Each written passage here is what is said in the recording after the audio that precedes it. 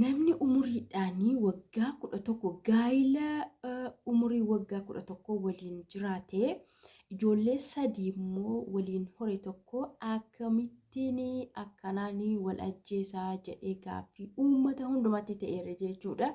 Gaa'ilaan waggaa 11 waliin jiraatanii aga gaa'ilaan waliin jiraatan keessatti immoo ijoollee 3 horataniiru jechuudha. Haa ta'ullee malee yeroo yerootti walitti bu'iinsa ni qabu. Haati manaa akkuma walitti bu'anii naannoonni firri namoonni araarsaa akka turanidha. Garuu dhuma irratti guyyaa tokko jechuudha. Abbaan manaa ciiseetu buna akka danfistu gaafata jechuudha. Haadha manaasaa buna naa danfisi jedhaanii. Isa booda osoo buna danfisaa jirtu, buna danfistee buna tumaa jirtu jechuudha. Walitti bu'iinsi yookaan lolli gidduu isaaniitti uumamuudhaanii saggoo isaa bakka lama dhooftee achumatti kufee jechuudha. Abbaan manaa ishii achumatti kufe. Egaa hordoftoota kiyya nagaan Waaqayyo isiniif haa baay'atu. Lafa jirtan daarii hundumaatti nagaa Waaqayyo isiniif haa baay'atu. Hordoftoota YouTube channel kiyya. YouTube kiyya qorreen haarawaa taatan subscribe gochuu hin dagatina isiniin jedha.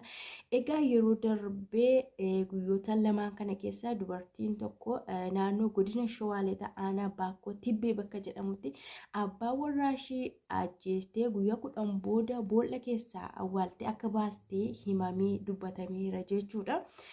Innis akkas ture. Shakkamtuun kun erga to'atamtee booda jecha ishii qorataa poolisiitti yeroo kennattu ofirratti rukute malee ani isa rukutuu yookaan dha'uuf karoorfadhee miti. Lola natti kaasnaaniin ofirratti rukute jette. Egaa shakkamtuun kun jechuudha abbaa warraa ishee ajjeeftee lola natti kaasnaan ofirratti rukute jechuun poolisii jecha kennuu ishii qorataa yakka waajjira poolisii aanaa Baakkoo Tibbee ittaanaa saajin Dooshoo Wayyumaa BBC'tti hime jechuudha. Yeroo qoratee kana jechuudha yaada ishii yeroo kennu. BBC'f himee jechuudha. Egaa hordoftoota kiyya shakkamtuu suufanii 50 fi miidhama abbaa warraa ishee amma lubbuudhaan hin jirre godina Shawaa aanaa Baakkoo Tibbeetti gaa'ilaan waggaa 11 waliin jiraataniiru. Waggaa 11 keessatti ijoollee 3 waliin horaniiru. Haa ta'u malee gaa'illi isaanii wal dhabdee darbee gidduu isaaniitti uumamuun jeeqamaa ture.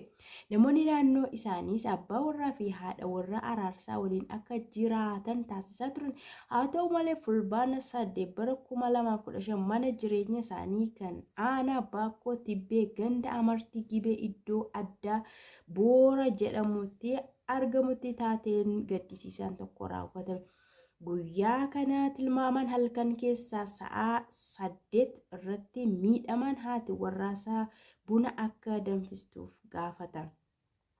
Shakkamtuunis bakka ciistu kaatee iddoo bunaa tumaa turte. Abbaan manaa kun lola natti kaasnaan ilmoo mooyyee yookaan muktumaa buna ittiin tumamuu morma isaa gara bitaa allama dhahee jechuun haala itti rukuttee ilaalchisuun jecha kennatte. Sana boodas abbaan warraa shakkamtuu lafatti kufee isaa fi dhiigni afaan funyaaniin ba'aa akka ture shakkamtuun jecha kennuushii himan. Erga kufee achitti hafee hin dubbatu, hin nyaatu, hin dhuguu, lubbuun osoo keessa hin bahin guyyaa 3 ture. Haala kanaan guyyoota 3 erga tureen booda miidhamaan fulbaana 12 bara 2015 lubbuun darbuun galmeen qorannoo poolisii agarsiisa jedha. Egaa hordoftoota keenya haati warraa kuni bakka lama rukutuu ishee ofiidhuma isheetii kan isheen himatte yookaan amante jechuudha. Sanuummoo namichi kuni kufee bakka kufetti immoo funyaaniif afaaniin dhiigni bahee guyyaa 3 waaqni isinitti agarsiisu bakkuma kufe sana otoon ka'in dhiigni funyaaniif afaaniin guyyaa 3 guutuu keessaa osoo cobuu lubbuun keessaa ba'uu dide guyyaa arfaffaatti lubbuun keessaa ba'e jechuudha. Egaa namni kun akkuma kufeen osoo lafa sanaa kaafameera ta'e lubbuunsaa hafuu danda'a jechuudha. Dhiigni isaa amma keessaa dhume hin nyaanne hin dhugne guyyaa 3 guutuu lafuma sana buleetu lubbuunsaa darbe. Dubartiin kun erga yakka kana raawwatteeti yakkichillee ni salphataaf ture lubbuun nama kanaa osoo ba'uu baate Gara waajjira poolisii dhaqxee yookaan iyyitee hin kufellee jettee osoo gara hospitaala yookaan naannoo sana mana yaalaa jiruun qaqqabsiifameera ta'ee dhugaa dubbachuudhaaf namni kun fayyuu danda'a ture. Fooyya'uu danda'a ture. Lubbuunsaa darbuu hin danda'u ture. Garuu guyyaa 3 guutuu namni kun bakka kufe sanatti hafee dhiigni keessaa coccobaa turuudhaan lubbuunsaa darbee jechuudha. Waan baay'ee nama gaddisiisudha.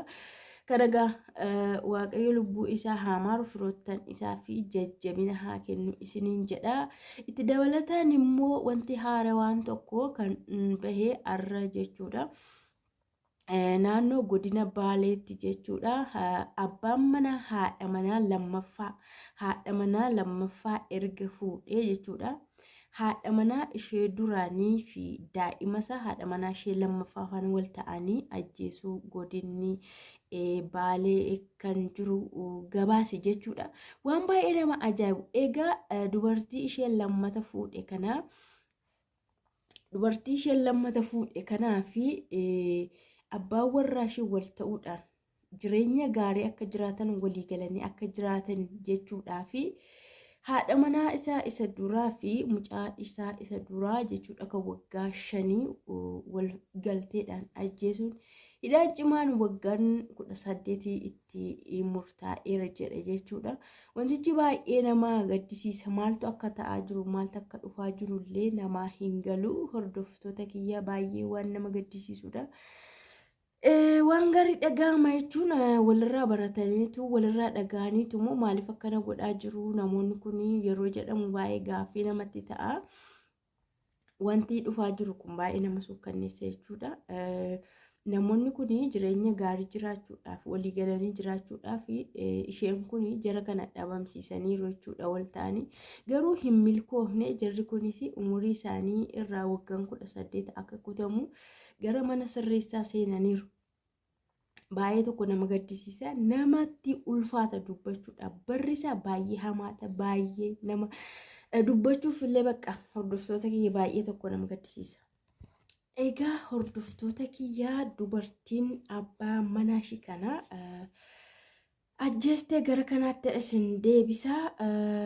Odeeffannoo guutuu waan ta'eef gara kanaas isin deebisa jechuudha. Erga kana goote jechuudha. Mana keessaa erga awwaaltee namoonni naannoo sanaa fi afooshaan obboloonni nama abbaa warraa ishee du'e suni shakkiidhaan gara manaallee sakatta'uudhaaf yeroo yaalan jechuudha. Biyyoo walirra tuulamee jiru arganii biyyoon kun maal jedhanii akaafaadhaan yoo haadhanii foolii badaan isaanitti dhufe jechuudha. Foolii badaan yeroo isaanitti dhufu kana poolisiin dhufee ilaaluu qaba jechuudhaan poolisiin akka dhufu taasisamee jira. Adeemsuma kana keessatti isheenis akka ofiishii ajjeestee awwaaltee namoota naannoo sanaa keessaa nama tokkotti dubbatte jechuudha.